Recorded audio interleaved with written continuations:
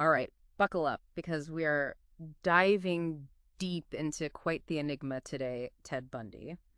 You're here because you want to understand, like, what made this seemingly average guy commit such horrific acts. Yeah. And that's exactly where we're going beyond just the headlines, trying to understand what was going on in his mind. And you're spot on to be so drawn to that psychological aspect.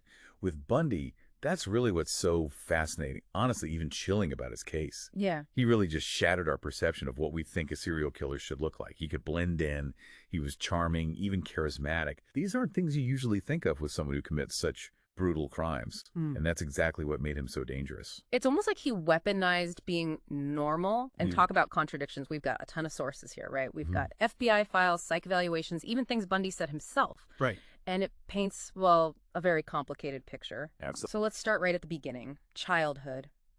Some people describe his childhood as, like, deeply troubled, potential abuse, maybe being bullied because of a speech impediment. And that's where it gets really interesting, because then you have other sources, like his childhood friend Sandy Holt, and she describes his upbringing totally differently. A church-going family, a loving adoptive father. So were these differences just faulty memories? Or was Bundy purposely manipulating people, even back then? It's so hard to know for sure, but you can't ignore the impact of those early years, whatever they were really like, on his psychology and how he turned out. Yeah, it makes you think, right? Like, how much weight do those early experiences have? Did those contradictions, those possible traumas, did any of that plant a seed for what he would become? And then on top of that, there's this really eerie thread that runs through all of Bundy's relationships with women. Like, the sources hone in on two in particular, Diane Edwards, his girlfriend early on, and then Elizabeth Klupfer, who he actually lived with for a while. Right, and that's where we start to see a pattern, a very chilling echo of his victims. Like, a lot of the sources point out these striking similarities between them. Physical appearance, age, even their backgrounds. This wasn't just random. Profilers, they look for these echoes because it can tell you a lot about why a killer chooses who they choose, what motivates them. It wasn't just a dark reflection. It was like dozens of them all pointing back to something deeply, deeply disturbed. Exactly. But then even more unsettling, right? While he was with these women, seemingly completely smitten with them, he was committing these horrific acts at the same time. Talk about a double life. And we see this stark contrast in other parts of his life, too. Politically active, worked on a suicide hotline, even wrote about preventing rape. Wow. All while leading this horrifying secret life. It's almost, it's hard to wrap your mind around that level of compartmentalization, Just think about it. He was learning things, especially in that crime prevention work. And it's chilling to think that might have actually helped him evade capture for so long. And this kind of like duality, it's a classic sign of a power control kind of serial killer. His crimes, they weren't just about the act itself, they were about dominating someone completely, that intoxicating feeling of control over another person. And that need for control, that desire to dominate, it went way beyond just the crimes, didn't it? Oh, yeah. It bled into his everyday life in these really unsettling ways. Yeah, absolutely. Just like even his relationships with these women, right? Like the sources say, he needed to control every little detail, almost like he was directing some kind of twisted play. It's like his need for control, it like completely took over every part of his life. Even, right down to his capture, which, by the way, that story reads like a Hollywood thriller. Totally. Only this is, terrifyingly real. Yeah. Oh, absolutely. August 1975. So Bundy gets pulled over, routine traffic stop, right? Yeah, this seems pretty normal. Exactly. But get this. The cops, they search his car and they find handcuffs, an ice pick, pantyhose. Oh, wow. All this stuff that matched exactly what Carol Durante described. And she was a woman who had just barely escaped, like just months before, from Bundy trying to kidnap her. And it's because of her, because she got away and then was able to pick him out of a lineup that really gets the ball rolling, as far as justice goes. Exactly. She was so brave. Yeah. So he ends up being convicted of kidnapping, gets sentenced. Right. But, of course, that's not the end of the story.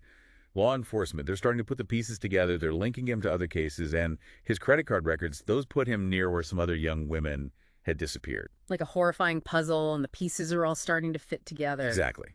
But get this. So while he's waiting for his murder trial in Colorado, Bundy decides he's going to be his own lawyer. Oh, yeah. You know, right? Which you can imagine that gave him a lot more freedom. Like he could go to the law library and everything, which is exactly where he makes his escape, June of '77, jumps out a library window. Are you you serious? It's like he was a ghost or something, appearing and disappearing whenever he wanted. Right. They caught him again, but then, believe it or not, he escapes again from jail, December of the same year. This time, he ends up in Tallahassee, Florida. And that's where things take like an even darker turn, right? Yeah, unfortunately, January 1978, Bundy attacks 4 women at a sorority house at Florida State University, brutally murders 2 of them. God. Then a few weeks later, he kidnaps and murders a 12-year-old girl, Kimberly Leach. These attacks, I mean, it was a terrifying escalation of the violence, the depravity. It's almost unbearable to think about, how can someone do those kinds of things? It's a question we're all left with. And amidst all the horror, there are clues, things about how he acted that give us a little bit of a look into his mind, how it worked. It's really twisted. It's like trying to make sense of the senseless, Yeah. But those patterns, those clues, like you said, that's the only way we can even try to grasp the psychology of someone like Bundy. And speaking of disturbing patterns, I mean, we can't ignore the really awful details that came out about his crimes. The things that point to just how deeply disturbed he was. Right. The sources talk about this obsession with women's socks, necrophilia, Right. keeping trophies from his victims. It's beyond chilling. It really gets you, and it's right to be disturbed by it. But those details, as awful as they are, they weren't random acts. It was all calculated, all about his need for control.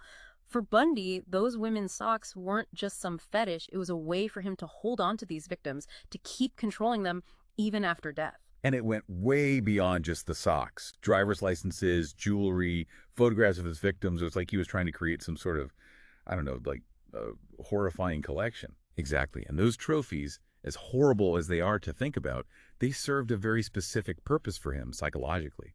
They let him relive those crimes over and over, hold on to that feeling of power that control those acts gave him, which is terrifying. But it's something you see a lot with these kinds of killers, these power control motivated killers. It's almost too much to process. And to think, Bundy actually talked about this stuff. I mean, he told Dr. Carlisle that he had like 6 or 7 pairs of socks in his cell, even bragged about how proud he felt when they were brought up in court. It's chilling. And that pride, that sense of accomplishment he got from it, that's what's so telling.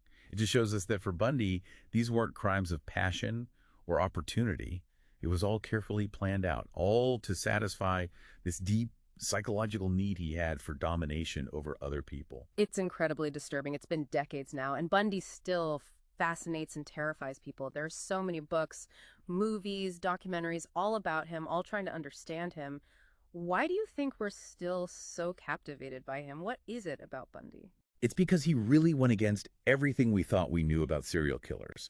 He was charming, intelligent, he could blend in anywhere. He wasn't some starey guy hiding in the shadows. He could have been anyone, someone you'd chat with at the store or at a party. Bundy made us face this really unsettling reality that evil, it can hide behind a totally normal mask. Yeah, that is a haunting thought. And it makes you wonder, right? Were there signs? Could anyone have seen this coming? Could he have been stopped? I mean, if we could go back in time, right? I think it's a question everyone asks with cases like his. And while we can't change the past, what happened with Bundy, it's a stark reminder to always trust your gut. If something feels off, it probably is. Pay attention to those red flags, those inconsistencies, any kind of manipulative behavior, because sometimes the people you need to watch out for the most are the ones who seem the most normal. It's definitely something we should all keep in mind. Well, this deep dive into Ted Bundy, his life, his crimes, it's been fascinating and really unsettling. As we wrap up, what's the one thing you hope our listeners take away from all of this? I think the biggest thing is to remember that the human mind is incredibly complex. Evil, it can present itself in ways that we don't expect, even find disarming. And there's a lot we can learn from studying cases like Bundy's, not just about evil itself, but about being aware, thinking critically, and trusting your gut. It's a good reminder that knowledge is power, and the more we understand about what motivates these horrible acts, the better we can protect ourselves and the people we care about.